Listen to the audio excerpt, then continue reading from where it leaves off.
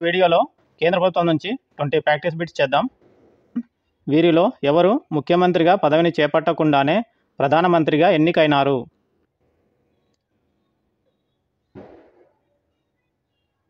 Answer Chandrasekhar.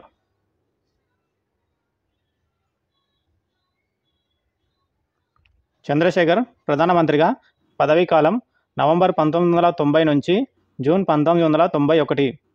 కేంద్రంలో ఎలాంటి పదవులు నిర్వహించకుండా ప్రధాని అయ్యారు. భారత రాజకీయ పాదయాత్రలకు శ్రీకారం చుట్టారు. రాజీవ్ గాంధీ హత్యకు గురైంది చంద్రశేఖర్ ప్రధానమంత్రిగా ఉన్నప్పుడే. ఎర్రకోట నుండి ప్రసంగించని ఏకైక ప్రధానమంత్రి. 1991లో జరిగిన గల్ఫ్ యుద్ధకాలంలో అమెరికా యుద్ధ విమానాలకు చమురు సరఫరా చేయడం వివాదాస్పదం అయ్యింది. బ్యాంక్ ఆఫ్ ఇంగ్లాండ్లో బంగారాన్ని తాకట్టు పెట్టిన మొదటి ప్రధాని చంద్రశేఖర్. క్వశ్చన్: రాష్ట్రపతి ఎన్నికకు ఏ సంవత్సరం జనాభా లెక్కలు ఆధారం?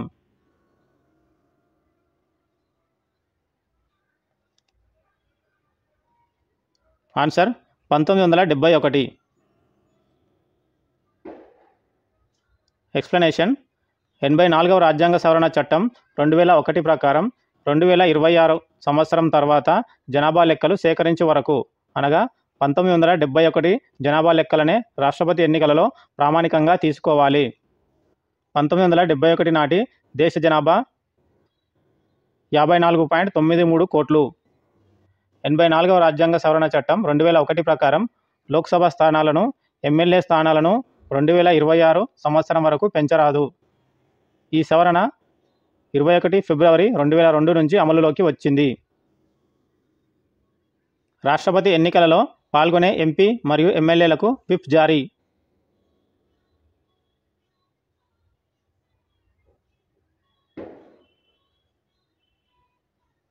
Answer option 3. రాజ్యాంగంలోని 10వ షెడ్యూల్లో ఎక్కడ ఈ అంశంపై స్పష్టమైన సూచనలు లేవు. ఎక్స్ప్లెనేషన్: రాష్ట్రపతి ఎన్నికలలో పార్లమెంటుకు ఎన్నికైన సభ్యులు మరియు రాష్ట్రాలలో ఎన్నికైన శాసనసభ్యులు ఖచ్చితంగా ఓటు వేయాలని నిబంధన లేదు. అలాగే రాజకీయ పార్టీలు ఫలానా అభ్యర్థికి ఖచ్చితంగా ఓటు వేయాలని కానీ వద్దని కానీ తమ సభ్యులకు విప్ జారీ చేయరాదు. పార్లమెంట్, అసెంబ్లీ సభ్యులు అనగా ఎంపీ మరియు ఎమ్మెల్యేలు ఆయా సభలలో వివిధ సమయాలలో వేసే ఓటుకు రాష్ట్రపతి ఎన్నికల్లో వేసే ఓటుకు తేడా ఉంది. కాబట్టి రాజ్యాంగంలోని 10వ షెడ్యూల్ కింద పేర్కొన్న అనర్హత నిబంధనలు ఇక్కడ వర్తించవు.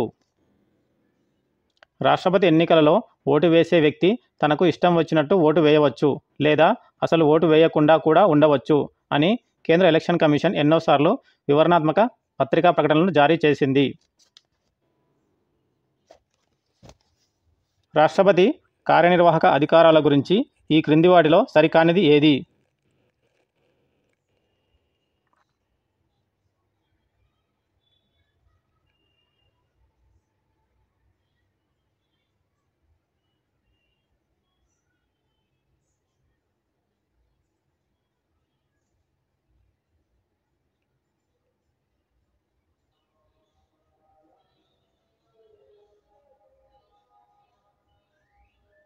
Answer option 3.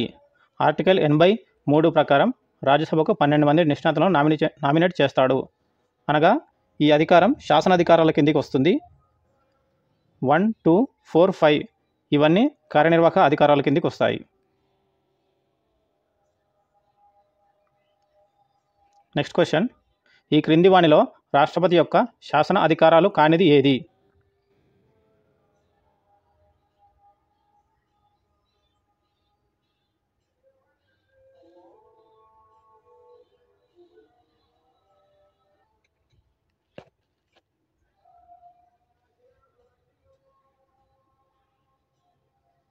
Answer option 4.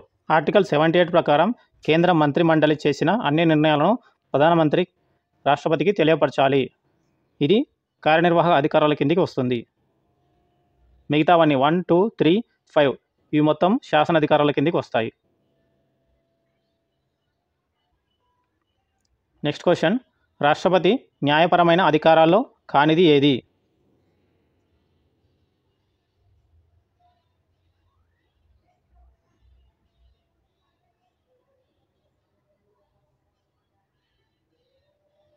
Answer option 4 veto.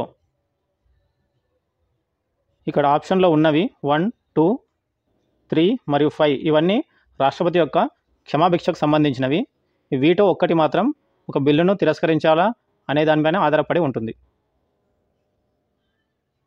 ఆర్డినెన్స్లకు సంబంధించి ఈ క్రింది వాటిలో సరికానిది ఏది?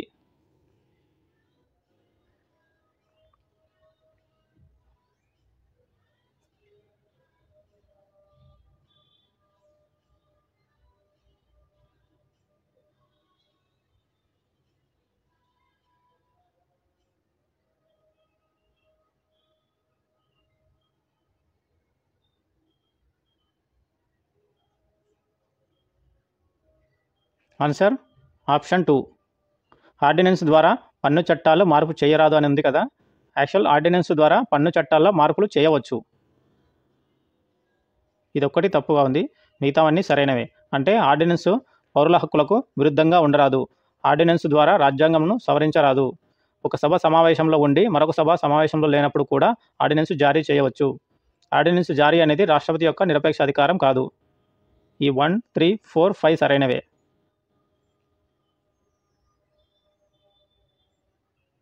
నెక్స్ట్ క్వశ్చన్, ఈ క్రింది వాటిలో రాష్ట్రపతిచే నియమించబడే వారు ఎవరు?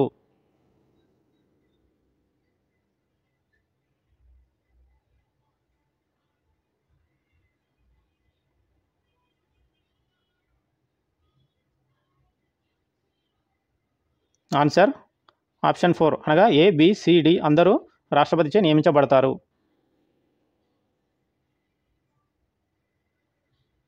రాష్ట్రాల్లో షెడ్యూలు కులాలను నిర్ణయించే అధికారం ఎవరికి ఉంటుంది?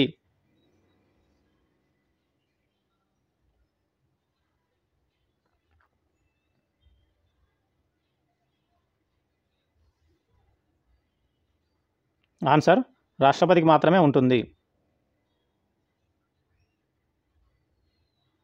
నెక్స్ట్ క్వశ్చన్, పార్లమెంటు సభ్యుల సభ్యత్వాన్ని రద్దు చేసే అధికారం ఎవరికి ఉంటుంది?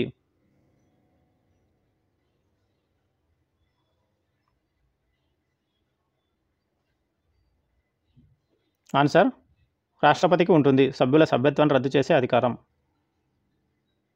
నెక్స్ట్ క్వశ్చన్, ఈ క్రింది వాటిలో రాష్ట్రపతి సాధారణ అధికారాల్లో కానిది ఏది?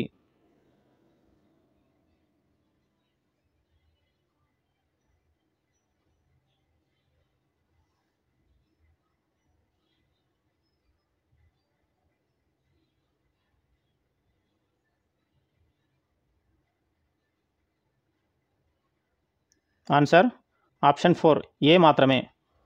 ఏ మాత్రమే అనగా రాష్ట్రపతి పాలన మాత్రం సాధారణ అధికారాలు కాదు. రాష్ట్రపతి పాలన అనేది అత్యవసర అధికారాల కిందికి వస్తుంది. మిగతావన్నీ B, C, D ఇవన్నీ సాధారణ అధికారాలు. ఈ ఆన్సర్కి ఎక్స్ప్లెనేషన్, రాజ్యాంగంలో ఎక్కడ రాష్ట్రపతి అధికారాలను వివిధ రకాలుగా వర్గీకరించడం జరగలేదు. కానీ సౌలభ్యం కోసం అధికారాలను ఈ క్రింది విధంగా విభజించవచ్చు. 1 సాధారణ అధికారాలు, 2 అత్యవసర అధికారాలు. సాధారణ అధికారాలు అనగా కార్యనిర్వాహక అధికారాలు, శాసనాధికారాలు, ఆర్థిక అధికారాలు, న్యాయ అధికారాలు, దౌత్యపరమైన అధికారాలు, సైనిక అధికారాలు. అత్యవసర అధికారాలు అనగా జాతీయ అత్యవసర పరిస్థితి, రాష్ట్రపతి పాలన, ఆర్థిక అత్యవసర పరిస్థితి.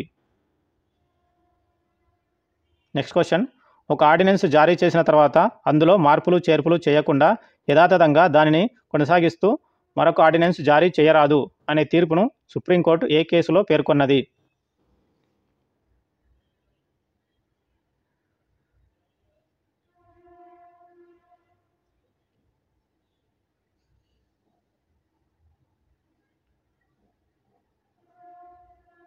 ఆన్సర్ ఏ మరియు బి అనగా DC వాద్వా వర్సెస్ బీహార్ ప్రభుత్వం, కృష్ణకుమార్ సింగ్ వర్సెస్ బీహార్ ప్రభుత్వం. ఈ 2 కేసుల్లో ఈ తీర్పు చెప్పింది.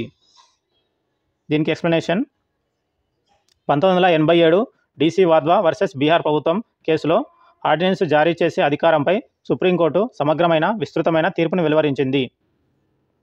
ఒక ఆర్డినెన్స్ను జారీ చేసిన తర్వాత అందులో మార్పులు చేర్పులు చేయకుండా యథావిధంగా దానిని కొనసాగిస్తూ మరొక ఆర్డినెన్స్ జారీ చేయరాదు అని పేర్కొంది. ఇది రాజ్యాంగ స్ఫూర్తికి, ప్రజాస్వామ్య ప్రక్రియకు విరుద్ధమని రాజ్యాంగంపై దాడిగా పేర్కొంది.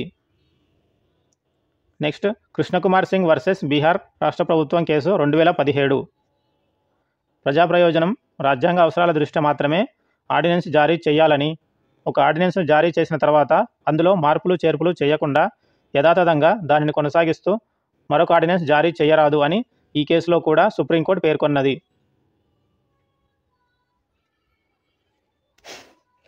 రాష్ట్రపతి ఏ ఆర్టికల్ ప్రకారం కేంద్ర అధికార భాషా సంఘం చైర్మన్ను నియమిస్తాడు?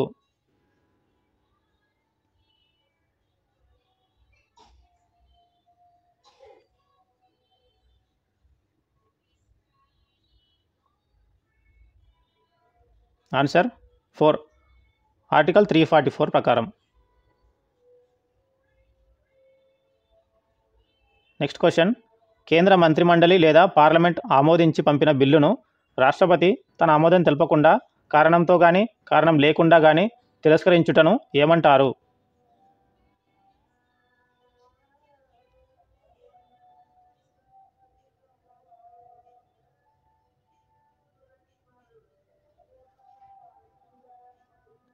Answer absolute veto.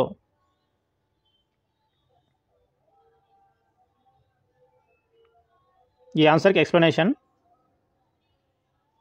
వీటోలో చాలా రకాలు ఉన్నాయి. అందులో ఎన్ని వీటోలో ఇక్కడ డిస్కస్ చేసుకుందాం.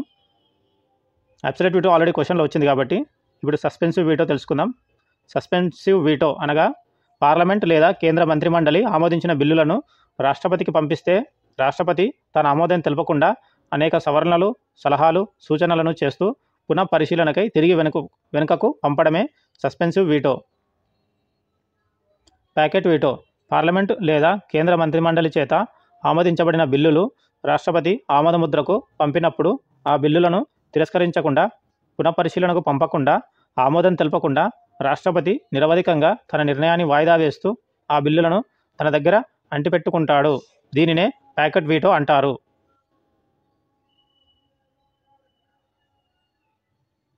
Next, qualified veto. భారత రాష్ట్రపతికి ఈ అధికారం లేదు, అమెరికా అధ్యక్షుడికి మాత్రమే కలదు. కేంద్ర మంత్రిమండలి చేత ఆమోదించిన బిల్లు రాష్ట్రపతి ఆమోదానికి పంపితే ఆ బిల్లును రాష్ట్రపతి తిరస్కరిస్తే రెండో పర్యాయం అదే బిల్లును 2/3 మెజారిటీతో మంత్రిమండలి ఆమోదించి పంపితే రాష్ట్రపతి తప్పనిసరిగా ఆమోదాన్ని తెలపాలి. క్రింది వాటిలో రాష్ట్రపతి వీటో చేయలేని అంశాలు ఏవి?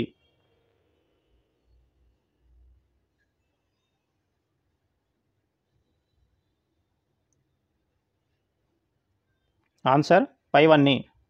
అంటే రాజ్యాంగ సవరణ బిల్లులకు, రాష్ట్రాల పునర్వ్యవస్థీకరణ బిల్లులకు, ఆస్తులను జాతీయం చేసే బిల్లులకు రాష్ట్రపతి వీటో చేయలేడు. న్యాయస్థానాలు విధించిన ఒక రకమైన శిక్షను మరొక రకమైన శిక్షగా మార్పు చేయడాన్ని ఏమని అంటారు? అంటే ఈ క్వశ్చన్లో రాష్ట్రపతి న్యాయస్థానాలు విధించిన ఒక రకమైన శిక్షను మరొక రకమైన శిక్షగా మార్పు చేయడాన్ని ఏమని అంటారు?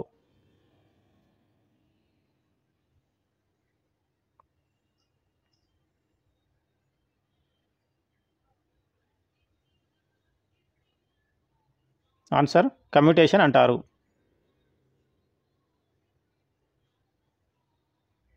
ఎక్స్ప్లెనేషన్, ఉన్నత న్యాయస్థానాలు విధించిన శిక్ష విషయంలో రాష్ట్రపతి కొన్ని రకాలైన నిర్ణయాలు తీసుకోవచ్చు. అందులో పార్డాన్ అంటే క్షమాభిక్ష. ఉన్నత న్యాయస్థానాలు విధించిన శిక్షలను పూర్తిగా రద్దు చేసి క్షమాభిక్ష ప్రసాదించడం. ఉదాహరణకు ఉరిశిక్షను రాష్ట్రపతి రద్దు చేసి సంబంధిత వ్యక్తిని ఇంటికి పంపించడం. కమ్యూటేషన్ అంటే శిక్షను మార్పు చేయడం. న్యాయస్థానాలు విధించిన ఒక రకమైన శిక్షను మరొక రకమైన శిక్షగా మార్పు చేయడమే కమ్యూటేషన్. ఎగ్జాంపుల్, రాజీవ్ గాంధీ హత్య కేసులో నిందితురాలు అయిన నళినికి వేసిన ఉరిశిక్షను యావజ్జీవ కారాగార శిక్షగా మార్చారు. రాష్ట్రపతి మరియు గవర్నర్లు ప్రసాదించిన క్షమాభిక్ష న్యాయ సమీక్ష పరిధి నుండి మినహాయించే అంశంగా, అనగా న్యాయ సమీక్షకు ఆస్కారం లేకుండా సంరక్షణ కలిగినట్లు భావించరాదని సుప్రీంకోర్టు ఏ కేసులో తీర్పునిచ్చింది? అంటే రాష్ట్రపతి కానీ గవర్నర్లు కానీ క్షమాభిక్ష పెడితే అవి న్యాయ సమీక్ష పరిధిలోకి వస్తాయా రావా అని.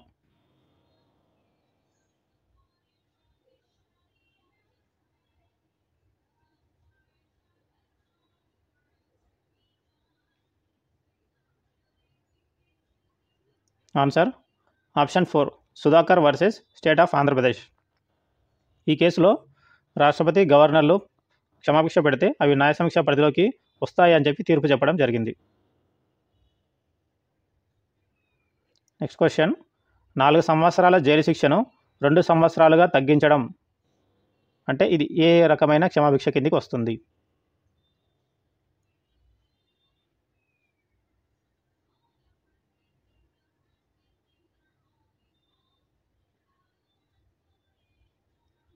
Answer remission.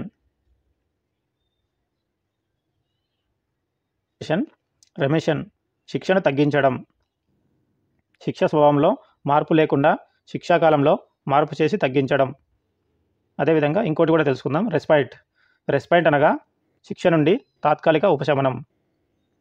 ఒక ప్రత్యేక కారణం దృష్ట్యా శిక్ష అమలును వాయిదా వేయడం లేదా తగ్గించడం లేదా మరొక రకంగా మార్పు చేయడం లేదా క్షమాభిక్ష ప్రసాదించడం.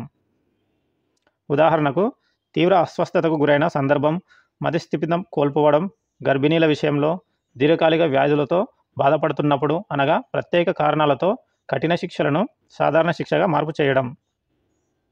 ఈ విధానంలో శిక్షాకాలంలో మార్పు లేకుండా శిక్షా రకంలో మార్పు చేయడం జరుగుతుంది. నెక్స్ట్ రిప్రైవ్ అనగా శిక్ష అమలు కాకుండా వాయిదా వేయడం. రాష్ట్రపతి ముందు క్షమాభిక్ష పిటిషన్ పెండింగ్లో ఉన్న సందర్భంలో శిక్ష అమలును తాత్కాలికంగా వాయిదా వేస్తారు. ఉదాహరణకు పార్లమెంట్ దాడి కేసులో అఫ్జల్ గురువుకు విధించబడిన ఉరిశిక్షను వాయిదా వేయడం జరిగింది. ఈ క్రింది వాటిలో సరికాని స్టేట్మెంట్ను గుర్తించండి.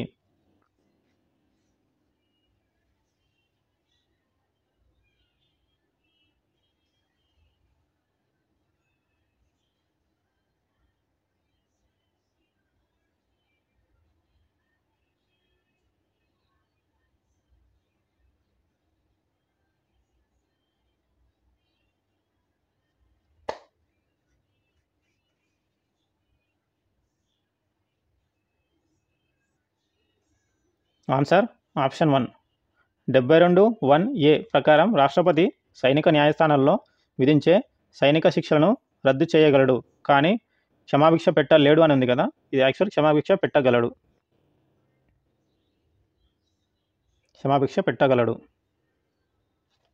మిగతావన్నీ సరైనవే. 2, 3, 4 ఈ 3 సరైనవే.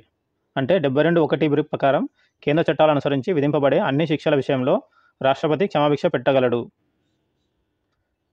72(1)(c) ప్రకారం ఉరిశిక్ష విషయంలో పూర్తిగా క్షమాభిక్ష పెట్టే అధికారం కేవలం రాష్ట్రపతికి మాత్రమే కలదు. నెక్స్ట్ గవర్నర్కు ఉరిశిక్ష విషయంలో మాత్రం పార్డన్ అధికారం లేదు. ఇది పార్డన్. ఈ క్రింది వాటిలో రాష్ట్రపతికి గల ప్రత్యేక మినహాయింపులలో తప్పుగా ఉన్నది ఏది?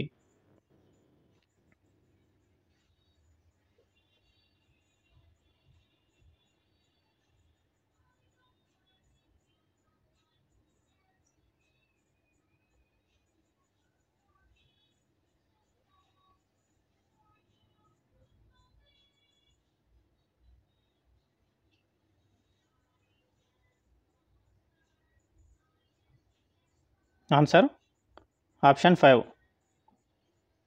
ఇదొక్కటి తప్పుగా ఉంది. 44వ రాజ్యాంగ సవరణ చట్టం ద్వారా మంత్రిమండలి ఇచ్చిన సలహాలను పునఃపరిశీలించమని రాష్ట్రపతి కోరవచ్చు. ఈయన పునఃపరిశీలనకు పంపే అధికారం రాష్ట్రపతికి 2 సార్లు కాదు, ఇక్కడ ఒకసారి మాత్రమే ఉంటుంది. 2 సార్లు ఉండదు, ఒకసారి మాత్రమే ఉంటుంది. ఇది యాక్చువల్ 42వ రాజ్యాంగ సవరణ చట్టం ఇందిరాగాంధీ పీరియడ్లో చేసిపోయింది కదా, దానికి ఆపోజిట్గా మొరార్జీ దేశాయ్ ప్రభుత్వం చేయబడింది ఆ పీరియడ్లో. మిగతావన్నీ సరైనవి. అంటే రాష్ట్రపతిపై సివిల్ కేసులు నమోదు చేయాలంటే 2 నెలల ముందుగా నోటీస్ ఇవ్వాలి. రాష్ట్రపతి పదవిలో ఉండగా తీసుకున్న నిర్ణయాలపై ఏ న్యాయస్థానంలోనూ అనగా వారి అధికార పరిధిని ప్రశ్నించరాదు. అధికార పరిధిని ప్రశ్నించరాదు. నెక్స్ట్ రాష్ట్రపతి పదవిలో ఉండగా అరెస్టు చేయరాదు. రాష్ట్రపతి పదవిలో ఉండగా ఎలాంటి క్రిమినల్ కేసులు అతనిపై నమోదు చేయరాదు. నెక్స్ట్ 20 ప్రాక్టీస్ వీక్స్ నెక్స్ట్ వీడియోలో కంటిన్యూ చేద్దాం.